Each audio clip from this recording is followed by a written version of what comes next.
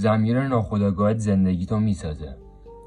از وقتی که به دنیا میای ماتریکس ذهنتو برنامه نویسی میکنه و اول از همه از خانواده شروع میشه، با چیزهایی که بهت میگن و میشنوی، با چیزهایی که میبینی، و وقتی که بزرگتر میشی میری مدرسه، با اخبار، رسانه و ورود کردن به اجتماع ضمیر ناخودآگاهتو پروگرام میکنه.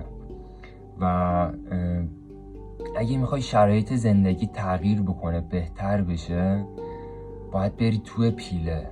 یعنی چی؟ یعنی هر چیزی رو نشنوی، نبینی، راجع به هر چیزی حرف نزنی. حتی خدا کدش هم توی طبیعت گذاشته. البته همه کدا رو توی طبیعت گذاشته خدا. دمش گرم. پروانه رو که دیدی میره توی پیله، اولش گرم بود، میره توی پیله، وقتی که از پیله در اومد دور نور میچرخه.